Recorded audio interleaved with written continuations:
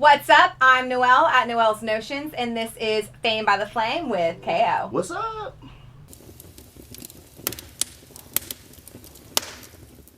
All right, KO, so I have you in this hot studio right now, right? Yes. And we're next to a fireplace. Y'all can't really feel the heat, but it's definitely hot in here.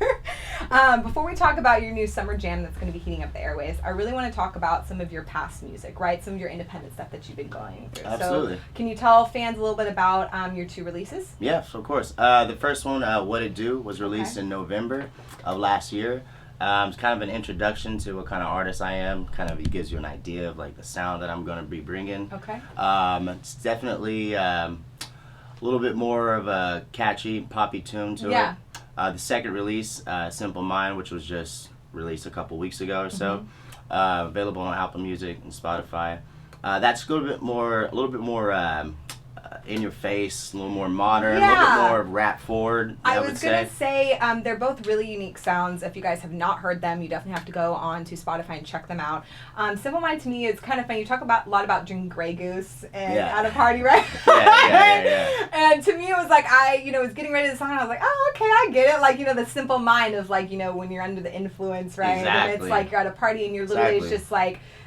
Basic like man in nature kind of thing, right? Like the primal instinct. Absolutely, yes, definitely.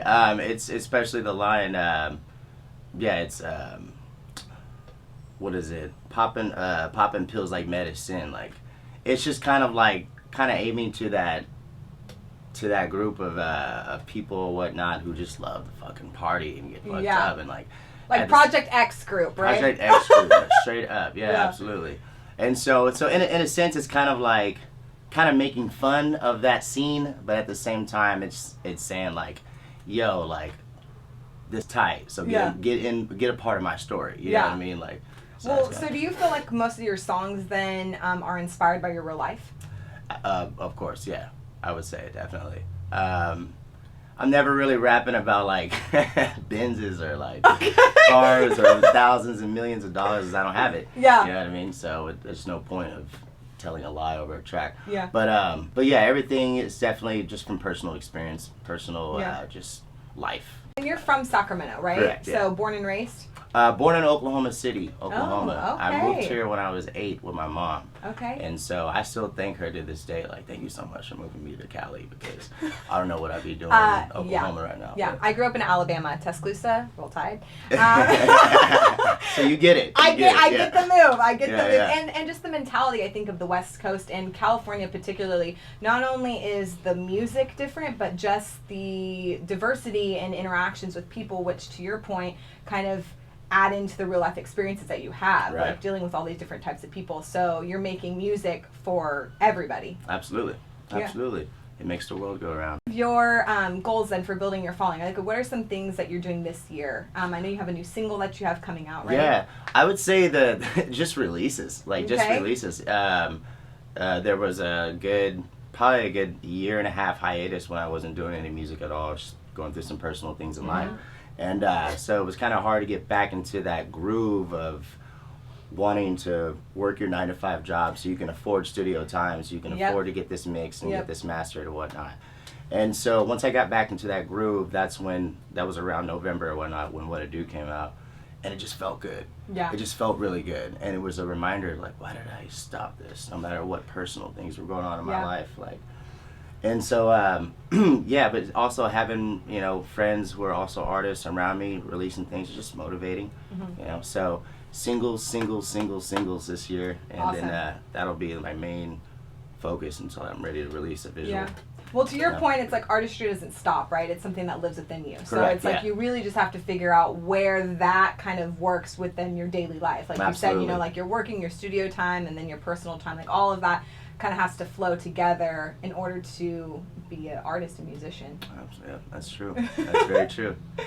With your music, you look to inspire others and bring people together, right? It's kind of like a universal language. But I'm curious, who are some people that inspire you? Or what are some eras of music that you pull inspiration from? Oh, man. Great question. I would say I'll start from, the earliest influences on. Let's do that. Okay. So I would say I started listening to a lot of, punk music when I was younger. Okay. Like a lot, like a lot teenage of old, angst. like a lot of like old school Green Day. Yeah. Like, and My Chemical Romance. MCR. Yeah. Yeah. That whole, you remember that scene? Like, that for whole sure. Scene. And so for a minute I was playing in like bands, and like that was the sound that I wanted. Okay.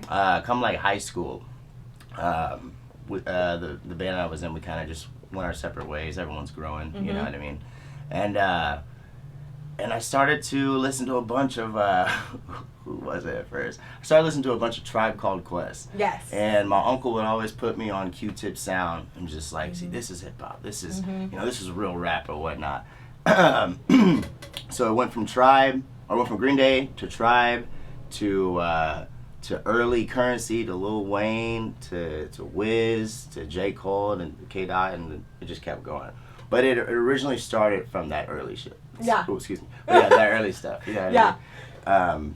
But yeah, I would say my influences kind of vary through different genres of music. And then too, your sound is a little bit different because, like you said, you have some singles that are kind of more not pop, but like a little bit more commercial in that sense, right? And then you have some other songs that are more hard, kind of hip hop filled. Yeah, absolutely. So where do you pull, like when you're writing a song, right? Like what is your process of doing that? It all kind of depends on obviously just the instrumental itself. It'll literally speak to me, and that'll set the tone. Whether this is going to be an uplifting song, a party song, something serious, something sad. Yeah. It all kind of depends on what mood I get from that beat, and not right away you're going to find it within the first listen, So I would say that my process starts with checking out the beat, going through some brainstorming ideas that I've had for song ideas and whatnot, and seeing what kind of fits that mood the best. Okay. And then start my writing process. And then kind of pairing it, right? Yeah, exactly. Because I know a lot of artists kind of have two ways, I guess, of coming about their music, right? Some it's like it just comes to them, they're like, oh, jot it all down. Yeah. Others it's like they'll take bits and pieces of certain days or times of their life and then kind of combine it into like a memoriam of like a time or a period, right? So do you feel like you're a combination of the two? I can be, but then again, there's been times where I've gone to the studio, written something brand new, and laid it down, listened to it the next day. It was like, what was I thinking? Yeah. You know what I mean? So it definitely helps going back to the drawing board and just really, really trying to develop and structure a song, because a good song was never written in a 2-hour studio session. Yeah. You know what I mean? Maybe a couple weeks, but I take my time. There's no rush for me to be putting out more material as of now, at least. Well, and I was going to say it's more quality over quantity. Yeah, absolutely. Right? You want to make sure that, you're consistent, obviously, right? Consistency is key with success, but making sure that it's quality that you're putting out consistently versus quantity. I'd rather have 2 really nice, solid singles than 20 shitty tracks. True. So, So, I'm curious, is there something that fans don't know about you? Or would be curious, or would be surprised to find out? Man, besides me being in a punk band at the age of 13 to the age of 17, not too much, I would say, or maybe not much I want to share. Okay. but yeah, other than like my my drastic change of genres and performing music, when we were in when I was 16, I was in my band called No Admission. We were that pop punk based sound. We played at concerts in the park at such a young age, opened up for the Losing Streaks and the Brodies. They would always play at the concerts in the park. So that was not a lot of people don't realize that, because I looked so different back then. So big old Bruno Mars afro looking. We gotta clip in a picture, you guys. Yeah, definitely. Definitely. Yeah, I got one for you too, though. So. Okay, good. But but other than that, other than my early music the career, early transition. I'm not even sure you can call it a career at that age. I was like 13, 14, 15. Well, I think trial and error, right? You find the sounds you like that you don't like. What would be some of your favorite shows then that you performed at, right? I know you opened up for Krayshawn, and which I love Krayshawn, and and you just talked about concerts in the park. What are some memorable moments for you? Definitely meeting Kehlani for the first time. We that same show, it was the headliner was Krayshawn, the co-headliner was Kehlani, and then us. Okay. And then so one of the coolest experience about that show in particular is Kehlani was just blowing up at the time, and we went on before her. At the end of the show, she has this huge line of people waiting to take pictures with her. We have this like kind of tiny line of people waiting to, maybe a solid 10, 15 people, but still, it was cool to see this major artist and see us on a smaller scale, but to see it can be done. Yeah. You know what I mean? And, that was fun. Our release show that we did for the Come Alive EP from my project with KO and Eli, the duo, we had our release party at Harlow's. Okay. And that was a really, really great turnout. One of my favorite venues to play over there. Shout out to people at Harlow's. Yeah, too. shout out Harlow's. Yeah. And speaking of which, you have a show coming up later this summer, right? Correct, yes. Okay. And that will be at Harlow's as well. Awesome. Yeah. As many people know or may not know, a team is very important, right? I'm nothing without my team, and I know that your team has helped you a lot along the way. Yes. So do you want to kind of give some shout-outs, or not even shout-outs, but just talk about the production that goes behind some of the music that you create and the team that's involved in that? Absolutely. First and foremost, Colton Becker, or C45, the founder of Skylit Music. I do all my recording there, or tracking there. And he's just a great dude, great engineer, knows what he's doing. We actually started this hip-hop thing together, so started in the garage with 2 mattresses and a trial version of Mixcraft. Usually either starts in a garage or a closet, right? on this piece of junk laptop, man. But we made it work. Yeah. So to be able to work with him still all these years later, and just to see him develop and get better and better is awesome. So shout out Skylit Music, shout out Colton. The dude who's been doing these beats though, my boy Audiology, that is the man. That's the man right there. And Sean and I met at work, and probably worked with each other for like a good year before we even knew that we did music. Yeah. And so I was like, yeah, man, let me check out some of your beats. Yeah. Kind of blowing it off. Yeah. Fire. Yeah. Just fire. Every single one was fire. And so he produced What It Do, and he also produced the latest release, Simple Mind, as well. So if you're looking for beats, definitely check out Audiology. Right. Well, a lot of people don't know about the talent that's in Sacramento. So anytime I have a local on here, I really want them to represent like our city, because there's so many creatives here who just like have all this talent, and they just need to get out there. Like to your point, you guys were working for a year and didn't even know each other made music. So it's crazy how the universe can work out and bring people together like that.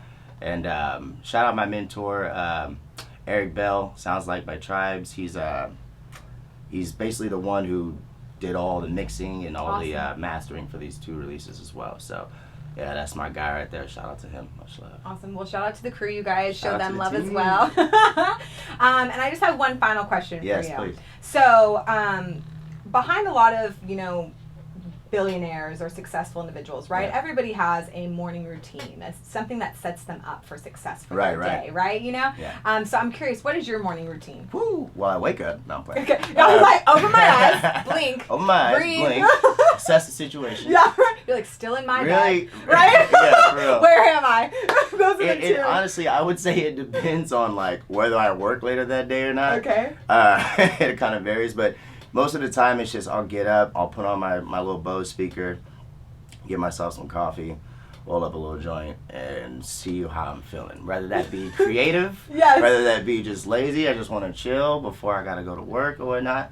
But most of the time, 99% of the time, I'm waking up with music on, and it's just I annoy the hell out of my roommate sometimes, but I don't know. It's like it's addicting. I gotta have music constantly in the background. Like I'm not sure why, but well, I think it's probably because you're a musician. Yeah, I felt like there's a more complicated answer, but that's probably with the synapses, the brain, all of that, the molecules in life, right? Yeah, exactly. All sum up. Yeah, see, that sounds better. Yeah, right.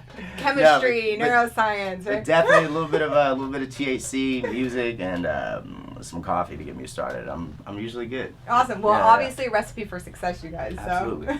Definitely. Well, thank you so much, KO, for being on Fame by the Flame. Kind of odd, right? Of course, absolutely. I'm glad that fans got to know you a little bit more, and just kind of tune into everything that you're doing now, as well as your new release that you have coming up. So awesome talking to you. Thank you so much. Very nice talking to you as well. Thanks for having me. It's my pleasure. Well, fans, until next time, I'm Noelle at Noelle's Notions, and this is Fame by the Flame with KO.